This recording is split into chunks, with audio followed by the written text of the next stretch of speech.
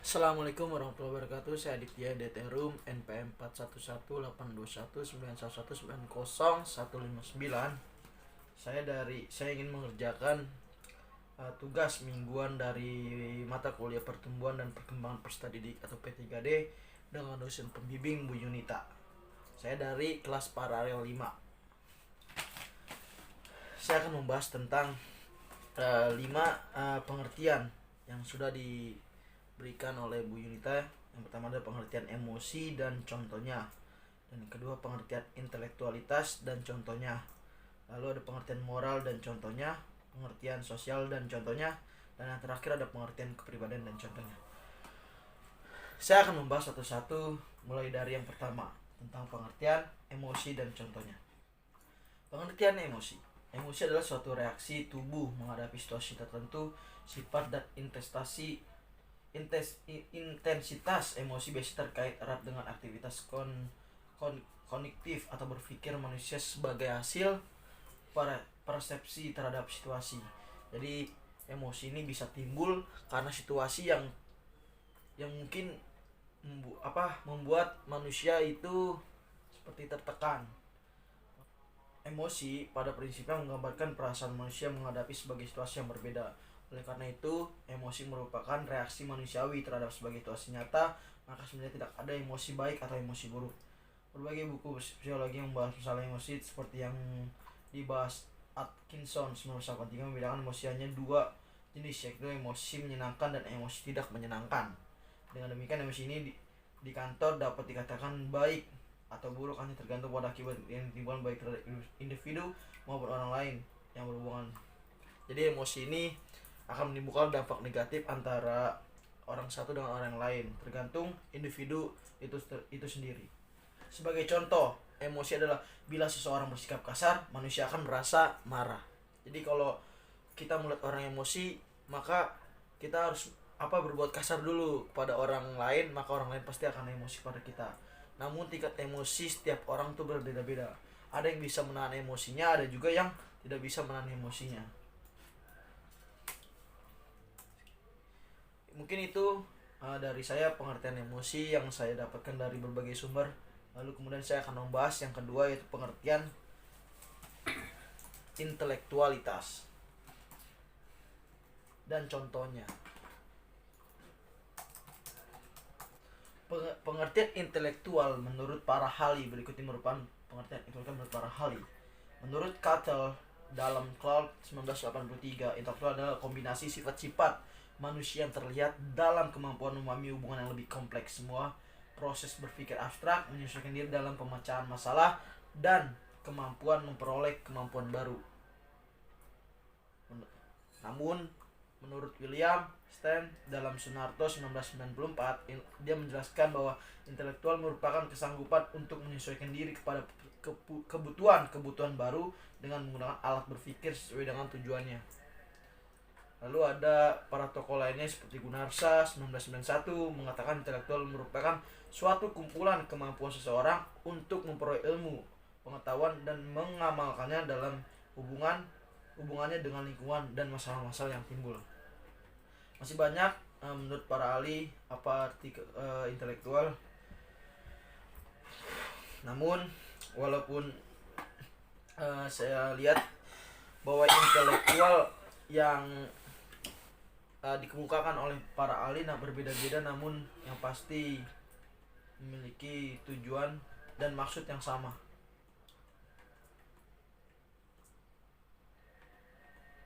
Kemudian kita lihat contoh intelektual. Contoh intelektual adalah pekerja intelektual, sering pula disebut pekerja pikiran atau pekerja pengetahuan. Adalah seseorang yang dipekerjakan berdasarkan pengetahuannya tentang subjek tertentu, bukan berdasarkan keterampilannya membuat atau mengerjakan sesuatu. Contoh dari pekerja intelektual adalah mereka yang bekerja di bidang teknologi informasi seperti programmer komputer,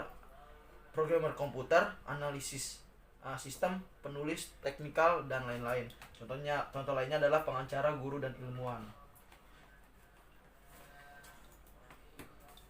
Nah, itu kita masuk ke pertanyaan ketiga, yaitu pengertian moral dan contohnya. Apa itu moral?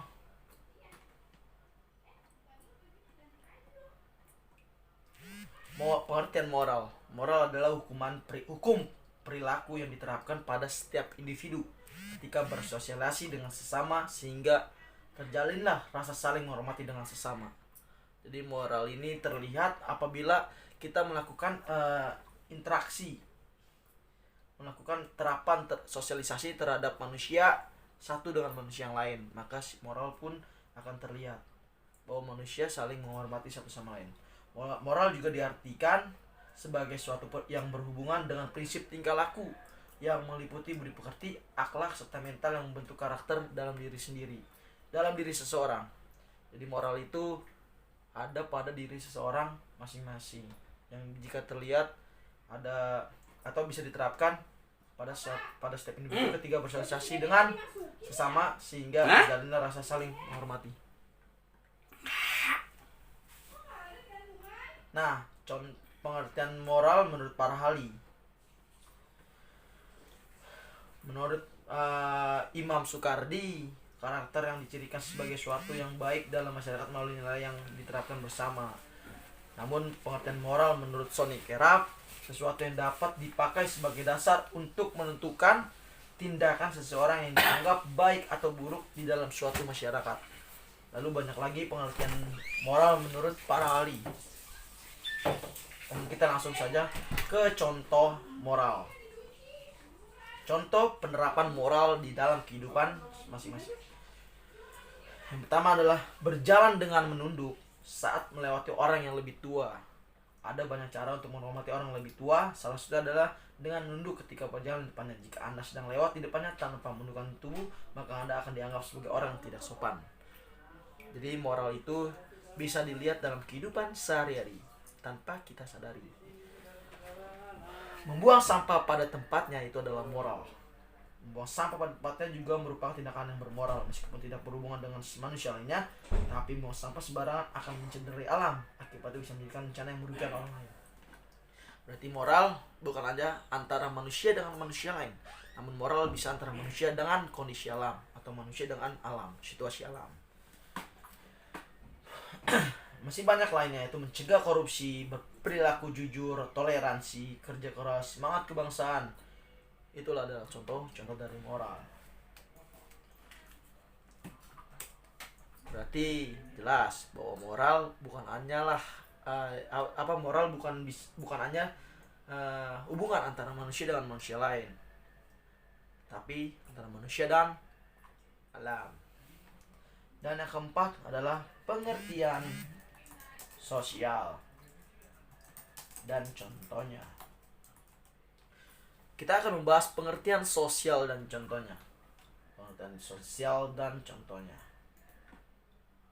Apa itu sosial?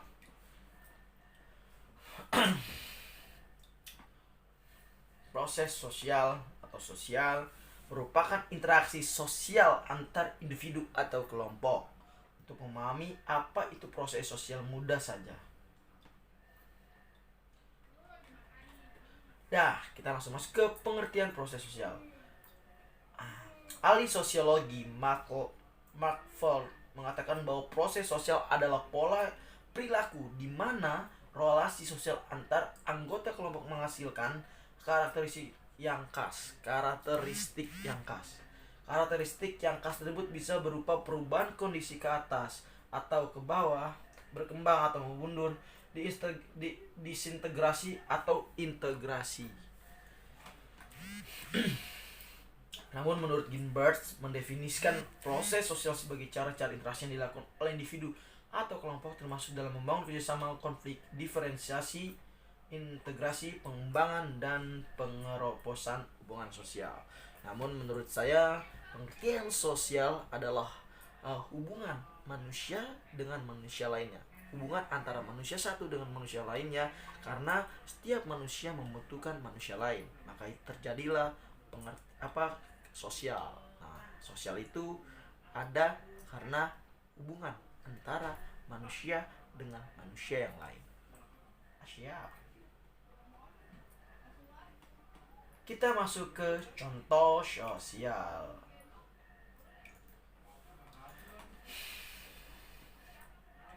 Contoh sosial adalah kompetisi, konflik, akomodasi, dan asimilasi. Saya adalah calon guru olahraga. Dan saya adalah pelatih salah satu futsal di salah satu sekolah yang ada.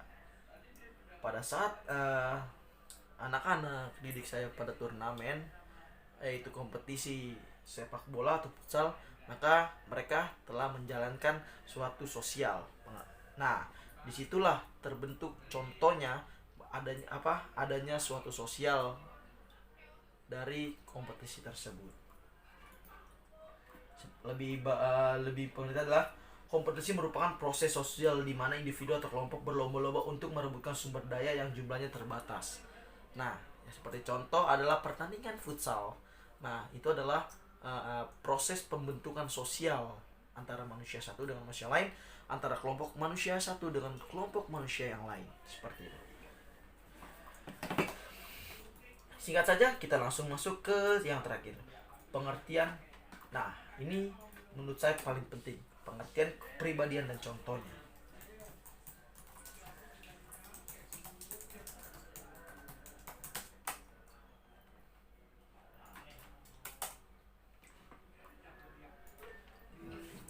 Kepribadian, kalau kita mengatakan kepribadian adalah kepribadian, pasti ada pada diri kita sendiri, diri masing-masing. Itulah kepribadian. Kepribadian adalah dorongan seseorang melakukan tindakan sosial atas dasar perasaan, pengetahuan, dan naluri ilmiahnya. Setiap manusia tentunya saja memiliki kepribadian yang berbeda. Jelas, hal yang tidak mungkin terjadi apabila seseorang dapat memiliki banyak kepribadian meskipun telah melakukan imitasi ataupun identifikasi. Pengertian kepribadian menurut para ahli.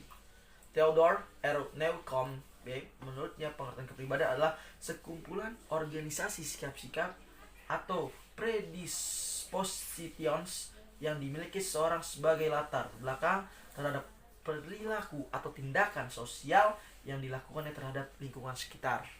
Lagi-lagi antara manusia dengan lingkungan sekitar. Itulah menurut Theodor R. Newcomb. Namun menurut Roach and Warren, definisi kepribadian adalah sekumpulan organisasi atas berbagai bentuk atau biologis, psikologis, dan sosiologis yang mendasari perilaku individu seseorang terhadap fenomena sosial atau keadaan sosial yang sedang dialaminya. Namun menurut Inge, arti kepribadian adalah keseluruhan pola perilaku yang dilakukan oleh seorang individu dengan sistem kecenderungan tertentu untuk terdorong melakukannya secara kontinu atau terus-menerus. Akhirnya, dengan keadaan itulah ia akan berinteraksi dengan serangkaian situasi yang dialaminya, maksud saya. Masih banyak menurut para ahli tentang kepribadian. Namun kita langsung masuk saja ke contoh kepribadian.